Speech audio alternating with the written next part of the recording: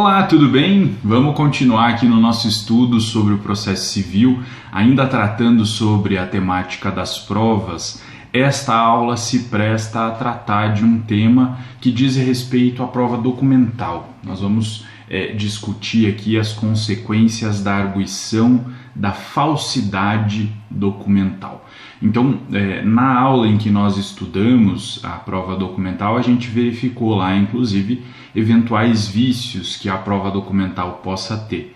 Quando se tratar especificamente da falsidade do documento, há um procedimento específico, há um incidente que pode ser suscitado e nele se vai discutir essa questão a respeito da falsidade documental. Quando a gente trata de falsidade, nós podemos ter dois conceitos, o conceito de falsidade material e o conceito de falsidade ideológica. Quando se fala em falsidade material, nós estamos tratando de quando ocorrem adulterações, rasuras no documento, para que o seu conteúdo, o conteúdo que já estava no documento, seja modificado de maneira que nele passe a constar uma outra informação. Quando a gente fala em falsidade ideológica, é quando há no documento uma declaração falsa, quer dizer, o documento já é produzido com base naquela declaração falsa. Por exemplo, alguém firma um documento para dizer que outra pessoa estava em um determinado lugar, num determinado horário, em um determinado dia, mas na verdade isso não aconteceu. O que se tem nesse caso, diz a doutrina, é falsidade ideológica. Agora, quando eu tenho, por exemplo, um contrato, e eu faço uma adulteração no texto desse contrato para que nele conste uma informação diversa daquela que originariamente constava, aí eu tenho a chamada falsidade material. E o que nós vamos estudar hoje se presta exatamente a discutir, no processo civil, a arguição desses tipos de falsidade, tanto a falsidade material quanto a falsidade ideológica. Agora, com relação à falsidade ideológica, há uma parcela da doutrina que entende que este incidente que nós vamos estudar hoje não é um incidente cabível para que se faça no processo essa discussão. Entretanto, há uma outra parcela da doutrina que continua afirmando poder sim se discutir a falsidade ideológica nesse incidente de arguição de falsidade documental. Além dessa discussão, é necessário deixar claro que quando a gente estiver tratando de falsidade documental, este incidente que nós estamos a discutir hoje, ele não serve para desconstituir os efeitos gerados no mundo, por meio desse documento. Ele serve apenas para que haja a declaração de que aquele documento é falso ou não. A esse respeito, os professores Luiz Rodrigues Vamber e Eduardo Talamini, lá no curso avançado de processo civil, ensinam o seguinte: a arguição de falsidade tem por resultado possível apenas o reconhecimento de que o documento é falso ou a negativa de tal reconhecimento. Não se presta a desconstituir consequências jurídico-materiais de manifestações de vontade que tenham veiculado ou se amparado em falsidade ideológica. Para tanto, é preciso uma demanda anulatória própria, a ser proposta autonomamente ou, se presentes os requisitos, por exemplo, da reconvenção, em caráter incidental. Ou seja, nesse caso aqui, quando se discute a arguição, quando se faz a arguição da falsidade documental, o que se quer essencialmente é que o juiz declare que aquele documento é falso em razão ou da falsidade material ou da falsidade ideológica. Eventuais outras consequências que tenham decorrido daquele documento, do uso daquele documento, deverão ser desconstituídas numa ação própria ou, se for o caso, se couber naquela situação, na reconvenção. Ok? Vamos adiante. Nós precisamos analisar qual é a natureza jurídica dessa arguição de falsidade documental. E aí a gente precisa começar a analisar as disposições do CPC que tratam a respeito. Ele começa a tratar disso lá no artigo 430, para dizer o seguinte: a falsidade deve ser suscitada na contestação, na réplica ou no prazo de 15 dias, contado a partir da intimação da juntada do documento aos autos. Então aqui ele estabelece para as partes quais são os momentos adequados para a arguição dessa falsidade. Então, se o documento falso foi juntado pelo autor, o réu, caso queira suscitar a falsidade daquele documento, deve fazer isso na contestação. Agora, se o documento falso foi juntado na contestação, o autor, na réplica ou no prazo de 15 dias, a partir do momento em que ele tome conhecimento da juntada daquele documento, tem a oportunidade para requerer que o juiz declare aquele documento falso. Agora, se o documento foi juntado em algum outro momento do processo, e a gente já conhece a sistemática da produção da prova documental, sempre que uma parte pede a juntada de um documento ou que o juiz determina a juntada de um documento fornecido por um órgão público ou por um terceiro, sempre que houver a juntada de um documento novo nos autos do processo, as partes ou a parte contrária vai ter a oportunidade de se manifestar sobre aquele documento no prazo de 15 dias. E é nesse mesmo prazo que a parte, caso deseje, caso seja o caso, efetivamente, pode arguir a falsidade daquele documento. Bom, isso sobre os momentos em que a arguição de falsidade pode ser feita. Agora nós precisamos tratar da natureza jurídica. A natureza jurídica ela vai estar esclarecida lá no parágrafo único do artigo 430, que vai dizer o seguinte: uma vez arguida, a falsidade será resolvida como questão incidental, salvo se a parte requerer que o juiz a decida como questão principal nos termos do inciso 2 do artigo 19. Olha só que importante essa disposição aqui, porque a gente vai ter que separar o texto desse parágrafo único do artigo 430 em duas partes para entender as duas possíveis naturezas jurídicas da arguição de falsidade, porque essa arguição pode gerar uma questão incidental ou pode gerar uma questão principal. Então, quando a gente fala em questão incidental, nós estamos nos referindo à primeira parte desse parágrafo único. Uma vez arguida a falsidade, será resolvida como questão incidental. Essa é a regra geral. Então, se, por exemplo, o autor junta um determinado documento na petição inicial e o réu na contestação quer alegar a sua falsidade, ele simplesmente faz uma alegação de que aquele documento é falso, porque foi rasurado, por exemplo, e ele não pode então ser utilizado como prova para aquilo que o autor pretende, e requer que o juiz declare aquele documento falso. Pois bem, sempre que a parte proceder dessa maneira, nós vamos ter aí uma questão incidental. E o que caracteriza essa questão incidental? Ela vai ser resolvida dentro daquele mesmo processo, não vai haver necessidade de ser autuada em apartado, Ela vai ser resolvida pelo juiz certamente lá na sentença, embora possa ser resolvida em outro momento antes da sentença, mas via de regra a resolução dessa questão se dá lá na sentença e ela tem um caráter meramente instrumental com relação à decisão final. Por que eu estou dizendo isso? Porque quando o réu, por exemplo, vai fazer a arguição da falsidade de um documento juntado pelo autor, vamos resgatar o exemplo de que o réu então alegou que aquele contrato juntado pelo autor foi rasurado. Se ele simplesmente requer que o juiz declare a falsidade como uma questão incidental, lá na sentença, depois da instrução probatória, o juiz vai declarar a falsidade daquele documento e vai afastar qualquer efeito daquele documento como prova no processo, não vai levá-lo em consideração, se for o caso. E a discussão vai se encerrar ali. Agora, é importante que a gente destaque a diferença de quando se argue a falsidade como questão incidental e de quando se argue a falsidade como questão principal, que é a segunda parte desse parágrafo único.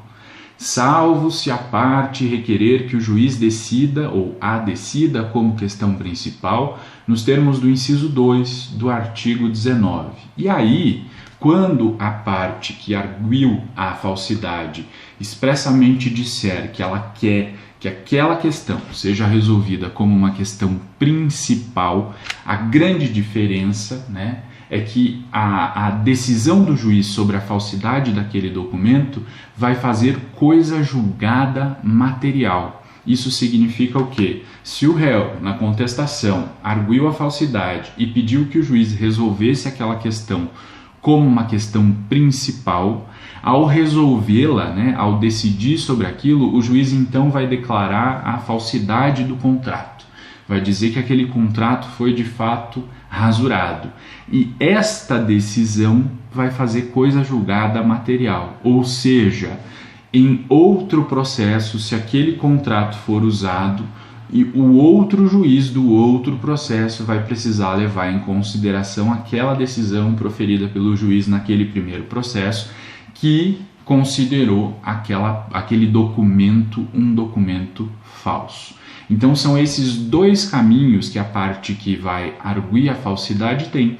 Ela pode pedir que a questão seja resolvida como uma questão incidental ou como uma questão principal. E sempre que ela quiser que a questão sobre a falsidade do documento seja resolvida como uma questão principal, ela precisa dizer isso expressamente. Ela precisa dizer para o juiz que ela quer que aquela questão seja resolvida como questão principal. Tá? Não tem uma formalidade específica além disso. Basta requerer na sua petição, que pode ser na contestação, pode ser na réplica ou pode ser em qualquer outra petição ao longo do processo, que aquela questão seja resolvida como uma questão principal, certo?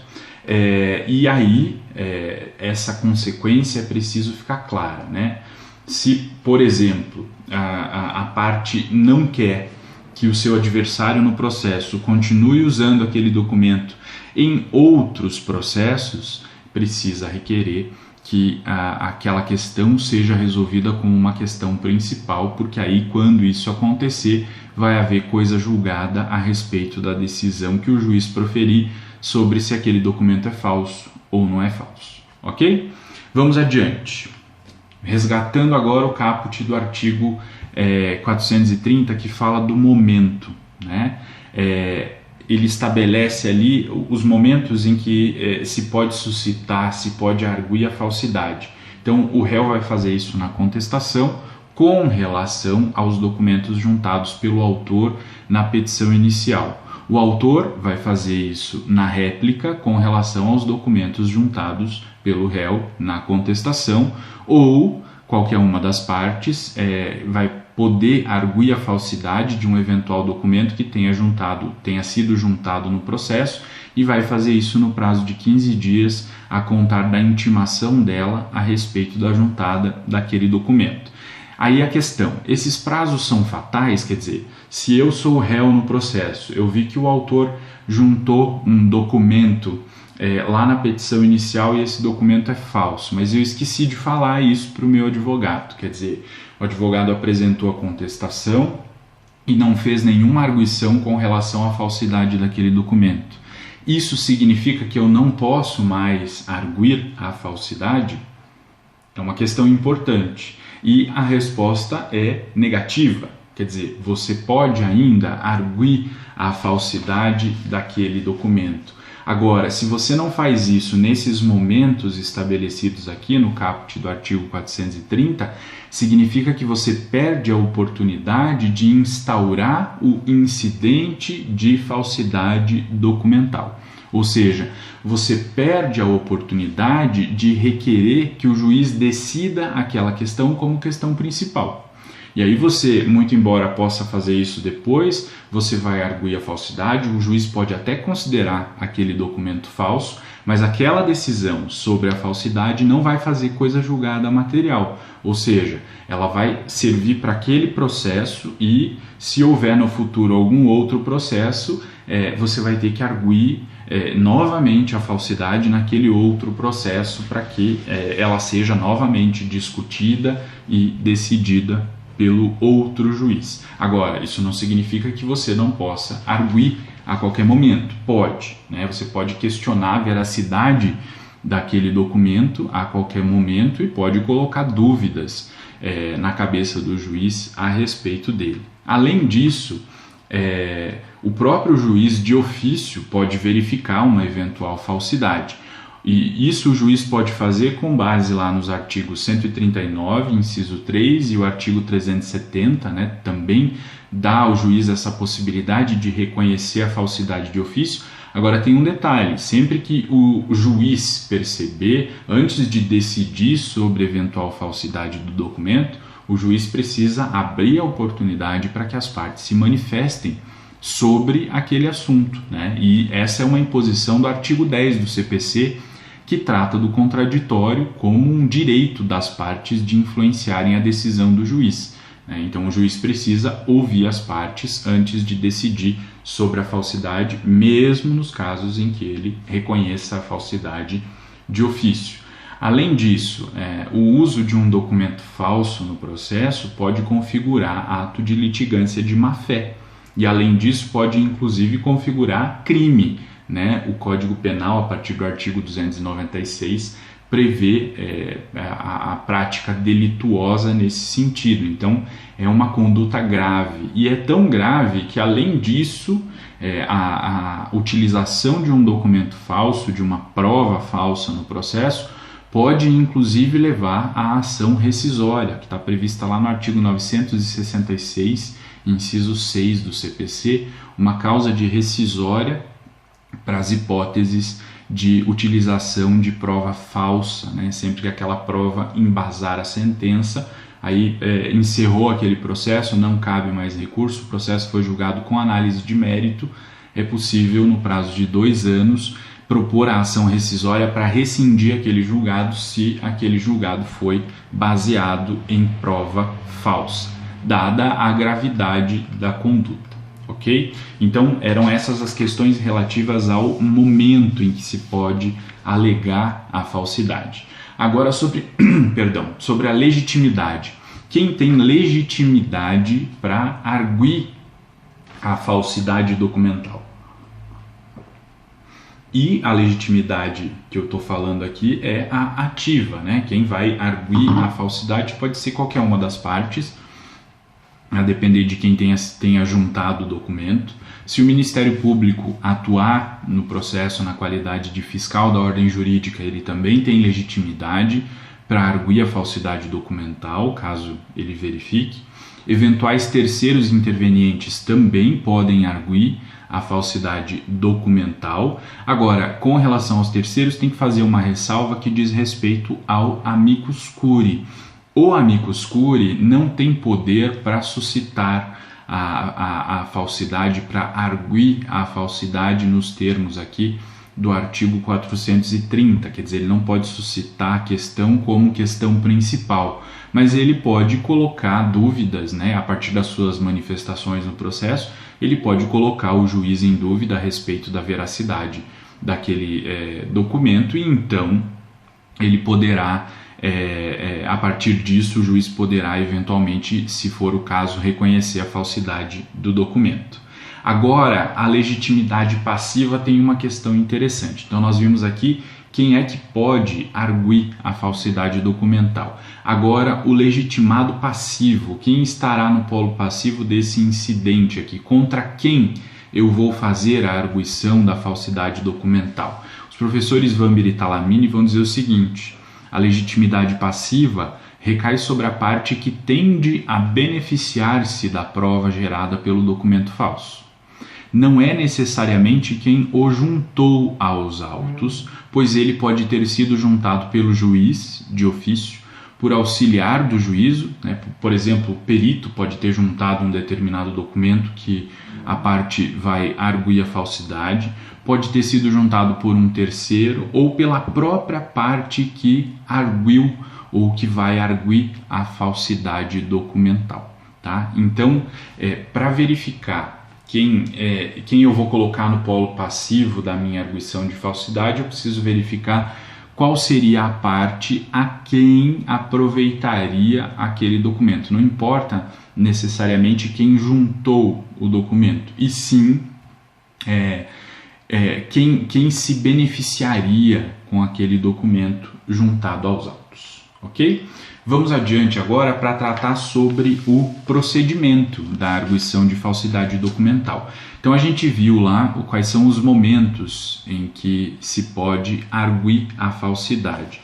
O artigo 431 estabelece que a parte arguirá a falsidade expondo os motivos em que funda a sua pretensão e os meios com que provará o alegado. Então, nós já falamos, né? O requerimento é num daqueles momentos processuais, não há uma formalidade, não precisa ser feita em peça apartada, pode ser mesmo dentro da petição que a parte está fazendo, seja uma contestação, uma réplica ou qualquer outra petição de meio, né? Mas ela precisa aqui expor os motivos a partir dos quais ela acredita que aquela prova seja falsa, seja uma falsidade material, seja uma falsidade ideológica.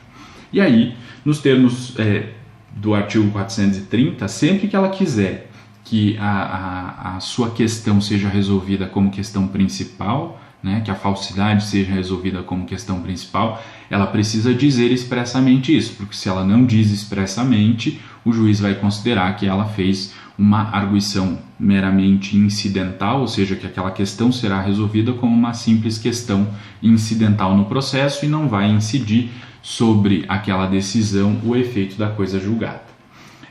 O artigo 432 dá, obviamente, o resguardo ao contraditório, né? Então, depois de ouvida a outra parte, no prazo de 15 dias, será realizado o exame pericial, disciplina o caput do artigo 432. Então, veja, sempre que uma parte faz a arguição da falsidade, o juiz vai determinar a intimação da parte contrária, né, da parte contra quem a arguição foi promovida, para que esta parte contrária se manifeste a respeito daquelas alegações. E logo em seguida trata da prova que vai ser produzida, né, e menciona a realização de exame pericial. Aí tem uma questão, né, envolvida aqui, porque muito embora o Código faça menção expressa ao exame pericial, essa não é a única prova possível nos casos de arguição de falsidade. Isso porque quando a gente trata de falsidade material, quer dizer, houve rasura, houve adulteração no documento, geralmente por perícia a gente consegue resolver isso, né? E geralmente é a prova pericial que vai desvendar esse mistério a respeito de se houve ou não houve a falsidade material naquele caso. Agora, quando se trata de falsidade ideológica, quer dizer, eu fiz uma declaração no documento sobre um fato que não ocorreu daquela forma, aí, em regra, não vai adiantar a realização de uma prova pericial, né? Não vai adiantar ter um perito para verificar aquele documento, porque eu não estou alegando nenhuma questão material naquele documento, né? Não houve uma adulteração de assinatura, por exemplo, não houve uma rasura no documento, não. Eu estou dizendo que o conteúdo daquele documento, que a declaração que consta daquele documento não é verdadeira. E aí, eventualmente, eu posso demonstrar isso ou com outros documentos ou mesmo por prova testemunhal. Então, a depender do tipo de falsidade que se arguir, nesse caso aqui, o exame pericial não será a prova cabível, né? E aí vai ser possível a produção de outras provas nesse caso. O parágrafo único traz uma disposição interessante que nós vamos deixar para analisar depois, né, que diz respeito à retirada da prova dos autos do processo, né, e aí dizendo que não vai haver a necessidade de produção de prova pericial ou de qualquer outra prova. Pois bem, indo além, o artigo 433 trata da decisão, né, para dizer o seguinte: a declaração sobre a falsidade do documento, quando suscitada como questão principal, constará da parte dispositiva da sentença e sobre ela incidirá também a autoridade da coisa julgada.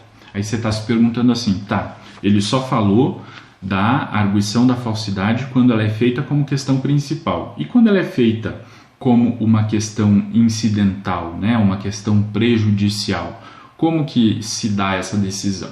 Se dá da mesma forma, na sentença a diferença é que não vai constar da parte dispositiva da sentença. A parte dispositiva é aquela parte final, é a conclusão da sentença, quando o juiz estabelece de forma direta os comandos da sua decisão, né? Quando eu for arguir a questão da falsidade como uma mera questão incidental, uma questão que eu não quero que seja alcançada pela coisa julgada, o juiz vai decidir isso na sua sentença, lá na parte da fundamentação da sentença, vai eventualmente declarar que aquela prova é nula, mas lá no dispositivo da sentença isso não vai constar, porque só vai constar quando houver requerimento expresso nesse sentido pela parte que arguiu a falsidade no caso, ok? Aí com relação aos recursos cabíveis, né? Quando a questão for resolvida na sentença, aí obviamente que o recurso cabível é apelação, e lá na minha apelação, caso eu não concorde com aquela decisão do juiz sobre a falsidade da prova, eu vou poder abrir um capítulo específico para discuti-la, né? Agora, é possível que o juiz antecipe a decisão sobre isso, que o juiz profira então uma decisão interlocutória a respeito da arguição da falsidade. E aí, se nós estivermos diante de uma resolução dessa questão numa decisão interlocutória, eu vou ter que verificar a natureza jurídica da arguição.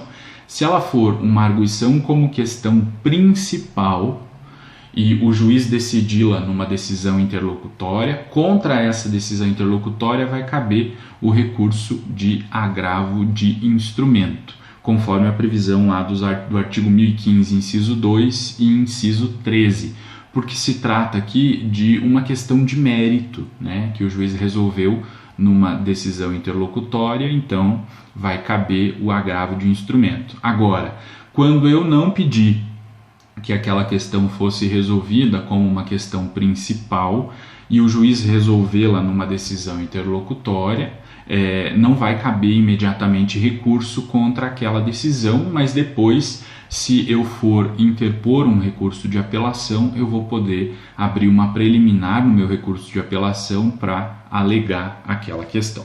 Ok? Esse é o panorama recursal dessa questão da arguição de falsidade do documento. Agora vamos voltar ao parágrafo único do artigo 432, para dizer que não se procederá ao exame pericial se a parte que produziu o documento concordar em retirá-lo. Isso acontece quando a parte que juntou o documento, ou que seria beneficiada, né, por aquele documento, diante de uma alegação de falsidade, ela pede para que aquele documento seja retirado dos autos do processo. E aqui tem algumas consequências que a gente precisa compreender bem. Mais uma vez, voltando no tema da natureza jurídica da arguição da falsidade. Se houve arguição como uma questão incidental, a parte que juntou o documento diante da arguição da falsidade quer retirar, ela pode retirar sem nenhum problema. O que vai... qual é a consequência disso? É como se ela tivesse desistido de produzir aquela prova. Então ela fala, não quero discutir, não quero que o processo atrase, enfim, ou qualquer outro motivo, né? Não quero discutir a falsidade do documento aqui. Como a falsidade foi arguída como uma questão incidental, aquele que juntou o documento pode requerer a sua retirada e com isso desistir da produção da prova. Agora, quando a falsidade é arguída como uma questão principal, a solução não é assim tão simples, tá?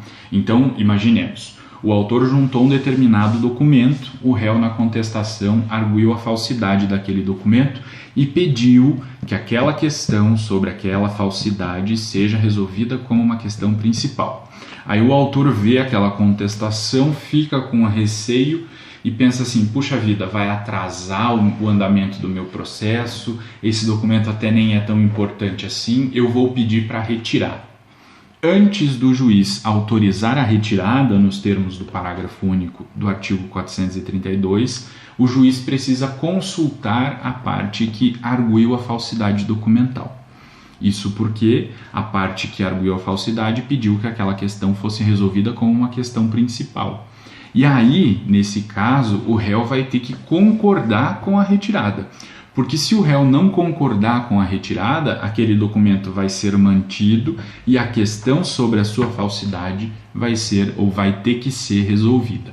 Isso pode ser utilizado pela parte como uma estratégia processual mesmo para desestimular novos litígios, né?